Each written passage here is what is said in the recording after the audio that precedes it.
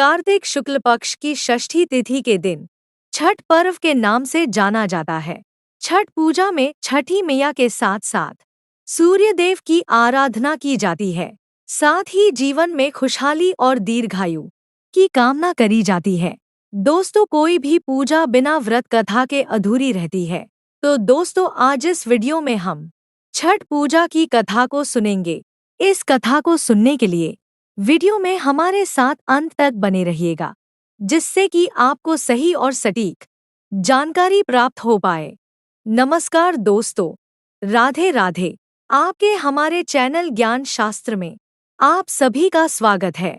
सृष्टि की रचना करने वाली देवी प्रकृति ने अपने आप को 6 भागों में बांटा था। प्रकृति देवी का जो छठा भाग था वह सबसे महत्वपूर्ण माना जाता है। माँ के छठे स्वरूप को सर्वश्रेष्ठ मातृदेवी के रूप में जानते हैं, जो कि ब्रह्मा जी की मानस पुत्री है। मार्कंडेय पुराण में बताया गया है कि इनके छठे अंश को छठी मैया के नाम से जाना गया है। ऐसी मान्यता है कि छठी मैया को सूर्यदेव की बहन माना जाता है। इस वजह से छठ के इस पर्व पर छठी मैया और सूर्यदेव दोनों की पूजा की जाती है। ऐसा कहा जाता है कि जब किसी नवजात बच्चे का जन्म होता है तो उसके बाद 6 महीने तक छठी मैया उनके पास रहती हैं और बच्चों की रक्षा करती हैं। धार्मिक मान्यता के अनुसार देवसेना अर्थात छठी मैया का विवाह भगवान शंकर के पुत्र कार्तिकेय से हुआ था। इस नाते से वह भगवान शिव की पुत्रवधू हुई। छठ एक 4 दिवसीय त्योहार है, जो प्रसिद्ध भारतीय त्योहार दिवाली के 4 दिन बाद शुरू होता है। इस वर्ष छठ पूजा 25 अक्टूबर से शुरू हो रही है। छठ पूजा का पहला दिन नहाए खाए। छठ पूजा के पहले दिन श्रद्धालु कोसी गंगा और कर्णाली नदियों में डुबकी लगाते हैं और फिर पवित्र स्नान के बाद प्रसाद तैयार करने के लिए पवित्र जल घर ले जाते हैं। यह छठ पूजा के पहले दिन की सबसे महत्वपूर्ण रस्मों में से एक है। छठ पूजा का दूसरा दिन लोहंडा या खरना। छठ पूजा के दूसरे दिन भक्त पूरे दिन उपवास रखते हैं और सूर्यास्त के कुछ देर बाद उपवास समाप्त करते हैं। छठ पूजा का दूसरा महत्वपूर्ण अनुष्ठान सूर्य और चंद्रमा की पूजा के बाद परिवार के लिए खीर, केले और चावल जैसे प्रसाद तैयार करना है। प्रसाद ग्रहण करने के बाद 36 घंटे तक बिना पानी के उपवास करना होता है। छठ पूजा का तीसरा दिन संध्या अर्घ्य। छठ पूजा के तीसरे दिन भी निर्जला व्रत रखा जाता है और पूरे दिन पूजा का प्रसाद तैयार किया जाता है। बाद में प्रसाद को एक बांस की थाली में रखा जाता है। इस अर्घ्य में ठेकुआ, नारियल, केला और अन्य मौसमी फल शामिल होते हैं। तीसरे दिन की संध्या की रस्में किसी नदी, तालाब या किसी स्वच्छ जलाशय के किनारे संपन्न होती हैं। सभी भक्त डूबते सूर्य को अर्घ्य देते हैं। छठ पूजा का चौथा दिन बिहानिया अर्घ्य। छठ पूजा के अंतिम दिन भक्त फिर से नदी या किसी जलाशय के किनारे एकत्रित होते हैं और उगते सूर्य को अर्घ्य और प्रसाद अर्पित करते हैं। अर्घ्य देने के बाद भक्त अदरक और चीनी या स्थानीय स्तर पर उपलब्ध किसी भी चीज को खाकर अपना व्रत तोड़ते हैं। इन सभी छठ पूजा अनुष्ठानों के बाद यह अद्भुत पर्व समाप्त होता है। छठ पूजा की तैयारी कब से शुरू करनी चाहिए? पूजा से कम 2-3 दिन पहले सभी सामग्रियों की खरीदारी और सफाई शुरू कर देनी चाहिए, ताकि किसी चीज की कमी न रह जाए। छठ पूजा में सबसे जरूरी सामग्री कौन सी होती है? सुपदूरा, सूर्य देव की प्रतिमा, ठेकुआ, गन्ना, फलों में केला, नारियल, सिंघाड़ा, दीपक और घी सबसे आवश्यक सामग्रियों में गिने जाते हैं। क्या छठ पूजा में बाजार से बनी चीजें इस्तेमाल कर सकते हैं? दोस्तों, कोशिश करें कि आप प्रसाद घर में ही शुद्धता और भक्ति के साथ तैयार करें। बाजार से बनी चीजें केवल आपात स्थिति में ही उपयोग करें। दोस्तों, अब आइए हम छठ पूजा की संपूर्ण व्रत कथा को सुनते हैं। श्री जन्मेजय ने वैशंपायन से पूछा कि दुरात्मा दुर्योधनादि द्वारा कपटरूप जुआ से परास्त पांडव लोग वनवास के लिए भेजे गए, तो जंगल में जाकर उन्होंने क्या किया? वैशंपायन जी बोले, हे जन्मेजय, सुनो, वह पांडु के पुत्र पांडव लोग अत्यंत दुख सागर में डूबे हुए, वनवास के लिए घोर जंगल में जाकर दुख और चिंता से चिंतित हो वन में रहने लगे। वन के फल फूल खाकर पृथ्वी तल में शयन करते हुए केला और भोजपत्र का वस्त्र पहनकर दुख से दिन काटने लगे। राजकन्या सुख को भोगने वाली, पतिव्रता धर्म को पालती हुई गजगामिनी द्रौपदी भी पतियों के साथ वन को गई थी। जिस स्थान में द्रौपदी सहित पांडव लोग थे, वहां पर वे ब्रह्मवेत्ता तपोरू 88,000 मुनि लोग जा पहुंचे। ऋषियों को आए हुए जानकर महाराज युधिष्ठिर अत्यंत चिंता से घबरा उठे कि इन महात्माओं के भोजन के लिए क्या प्रबंध करें। जब युधिष्ठिर को यह चिंता हुई कि भोजनार्थ क्या उद्योग करें, तो मुख को चेष्टा मलिन किए स्वामी युधिष्ठिर को देखकर द्रौपदी अत्यंत दुख से व्याकुल हो गई। उसी क्षण द्रौपदी निज पुरोहित महाराज धौम्य को पवित्र आसन पर बैठाकर प्रदक्षिणापूर्वक नमस्कार करके नेत्रों में आंसू भरकर कुलधर्मरक्षक द्रौपदी प्रेम पूर्वक गदगद वचन बोली, हे धौम्य, हे धौम्य, हे महाभाग, इन दुखित पांडुपुत्रों को देखो। हे स्वामिन, इनके दुख को देखकर क्या आपका हृदय दुखी नहीं होता। दुख नाशार्थ कोई व्रत मुझसे कहिए, जिससे इनका क्लेश शांत होवे। थोड़ी ही उपाय से प्रत्यक्ष पुण्य को देने वाला व्रत कहिए, जिससे हमारे स्वामी पृथ्वीतल में सुखी होवे, जिससे शत्रु का नाश होवे, निज राज्य लक्ष्मी वापस मिले और इस समय हमारे यहाँ आए हुए ब्राह्मणों को दुग्धपान करने को मिल जावे। हे महाभाग, हे महाविभो, ऐसा कोई उपाय वर्णन करिए। द्रौपदी के यह वचन सुनकर वैशंपायन जी जन्मेजय जी से कहते हैं, ब्राह्मणों में श्रेष्ठ महाराज धौम्य जी प्रसन्न होकर मुहूर्त मात्र ध्यान स्थित होकर द्रौपदी से बोले, हे पांचाल पुत्री, एक उत्तम व्रत को सुनो, जिस व्रत को पूर्व समय में नागकन्या के उपदेश से सुकन्या ने किया था। हे महाभागे, स्त्रियों के साथ तुम अनेक विघ्नों को शांत करने वाले रविषष्ठी व्रत को करो। द्रौपदी बोली, हे विप्र, आपका कहाँ हुआ व्रत कैसा है और उसकी विधि क्या है? इस व्रत में किसका पूजन किया जाता है? वह नागकन्या कौन थी और किस हेतु उसने इस उत्तम व्रत को किया था? हे महाभाग, वह सुकन्या इस व्रत को करने वाली कौन थी? हे शरणागत वत्सल, मेरे इस संशय का आप निवारण कीजिए। इस भांति द्रौपदी के प्रश्नों को सुनकर धौम्य जी बोले, हे देवी, सत्ययुग में एक शर्याती नामक राजा थे, जिनके 1000 स्त्रियां थीं, जिनसे एक ही कन्या उत्पन्न हुई थी। उस राजा के कन्या को छोड़कर दूसरी संतान न होने के कारण वह कन्या अति प्रिय थी और वह पिता के घर में बड़ी होने लगी। कुछ समय के बाद वह कन्या चंद्रवत मुख, कमलवत नेत्र और कुंभस्तनी होती हुई युवावस्था को प्राप्त हुई। बाल्यावस्था से ही वह कन्या पिता को प्राण के समान प्रिय थी। इस पृथ्वीलोक में उसके सदृश दूसरी कोई ऐसी कन्या न थी कि जिसको हमने देखा हो। इससे उसका सुकन्या नाम पड़ा। एक समय राजा शर्याती शिकार के लिए मंत्री सेना बड़े बड़े योद्धा और पुरोहित को संग में लेकर घोर जंगल को गए। शिकार खेलने के निमित्त राजा को जंगल में वास करते हुए 10 दिन व्यतीत हो गए। राजा शर्याती दिन में शिकार खेलकर रात्रि में स्त्रियों के साथ क्रीड़ा करते हुए जंगल में रहने लगे। एक समय सखियों के साथ सुकन्या फूल लेने के लिए जंगल में गई। वहां पर च्यवन मुनि का स्थान था। सुकन्या मुनि की देह में दीमक लगी देखकर क्या देखती है कि मिट्टी के मध्य में मुनि के दोनों नेत्र जुगनू की भांति चमक रहे हैं। उसने विस्मित होकर उनकी दोनों आंखों को फोड़ दिया। तब तो मुनि के नेत्रों से रुधिर की धारा बहने लगी और वह चकोराक्षी सुकन्या फूलों को लेकर सखियों के साथ गृह को चली आई। च्यवन मुनि के नेत्र सुकन्या द्वारा जो फोड़ दिए गए, इससे राजा और सेना का मलमूत्र आदि सब बंद हो गया और सभी हाहाकार करने लगे।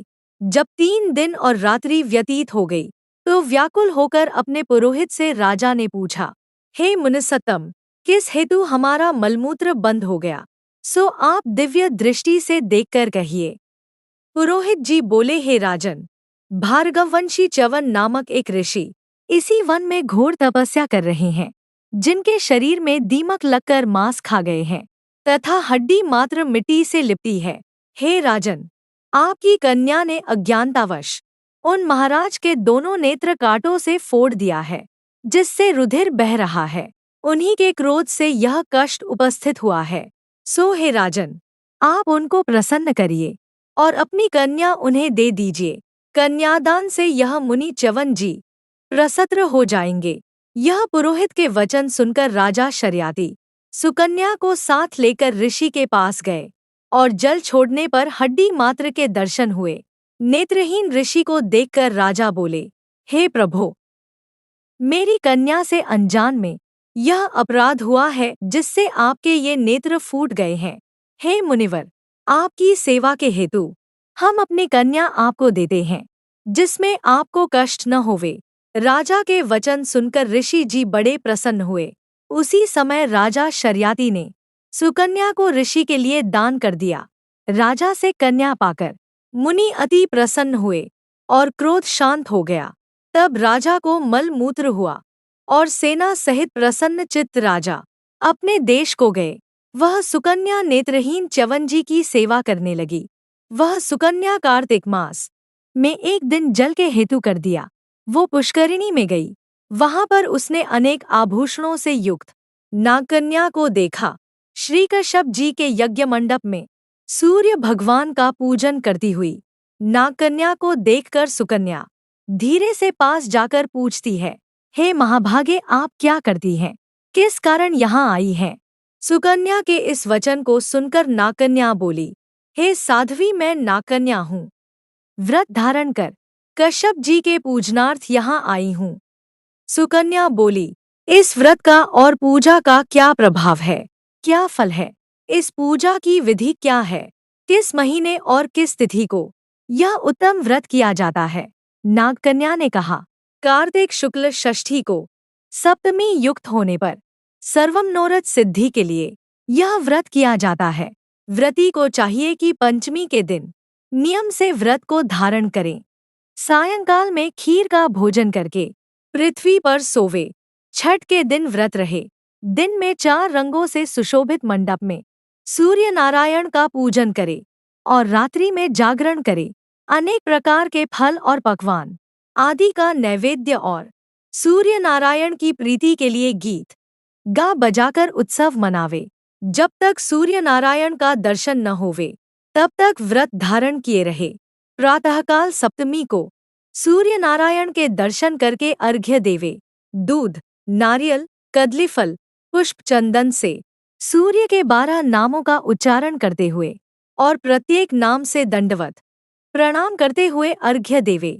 जगत के सविता, जगत के नेत्र, जगत के उत्पत्ति पालन नाश के हेतु त्रिगुण रूप, त्रिगुणात्मा ब्रह्मा विष्णु शिव रूप सूर्य नारायण को नमस्कार है। इस प्रकार इस व्रत के करने से सूर्य नारायण महाघोर कष्ट को दूर करके मनवांछित फल को देते हैं। हे सुव्रते, हमने यह रविषष्ठी व्रत तुमसे कहा। श्री धौम्य जी ने कहा, है द्रौपदी, नागकन्या के इस वचन को सुनकर सुकन्या ने इस उत्तम व्रत को किया।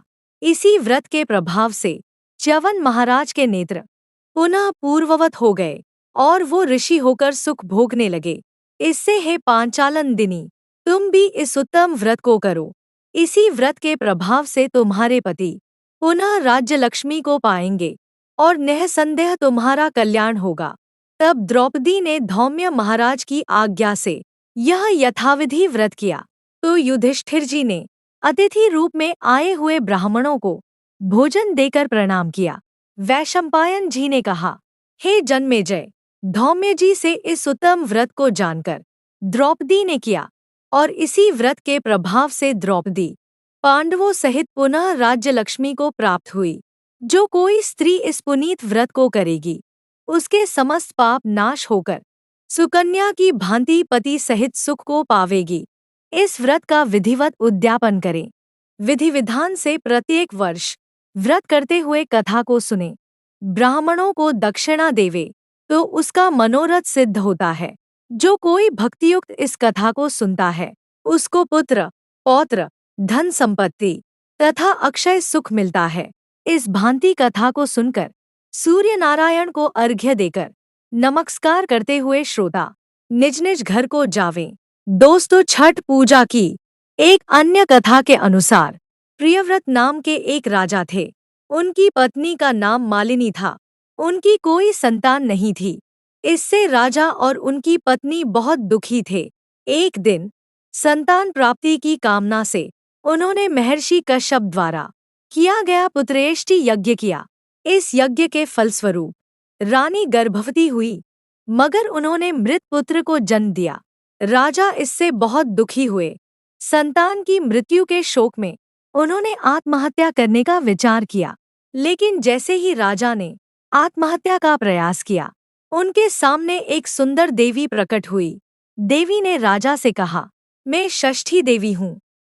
मैं लोगों को पुत्र प्राप्ति का वरदान देती हूँ।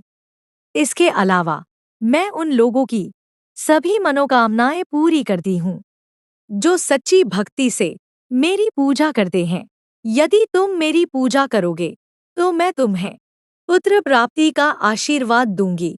देवी के वचनों से प्रभावित होकर राजा ने उनकी आज्ञा का पालन किया।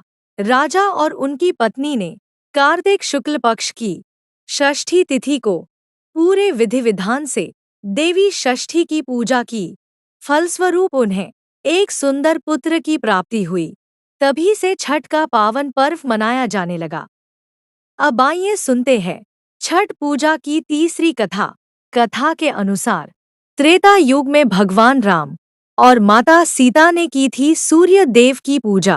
पौराणिक कथाओं के अनुसार लंकापति रावण का वध करने के बाद भगवान श्री राम अयोध्या आ गए। लेकिन भगवान राम को रावण वध का पाप लगा था।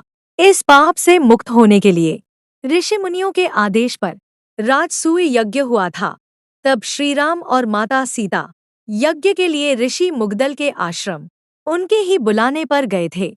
वहीं ऋषि मुग्दल ने राम जी और माता सीता को कार्तिक मास की शुक्ल की षष्ठी तिथि को सूर्य देव की पूजा करने की बात कही। फिर पूरे 6 दिनों तक मुग्दल ऋषि के आश्रम में राम जी और सीता माता ने सूर्य देव की पूजा की। इस तरह छठ का महापर्व त्रेता युग से संबंधित है। माता सीता ने यह पूजा बिहार के मुंडेर में की थी। तो दोस्तों, ये थी छठ पूजा की पौराणिक व्रत कथा। आप सबको छठ पूजा की शुभकामनाएं।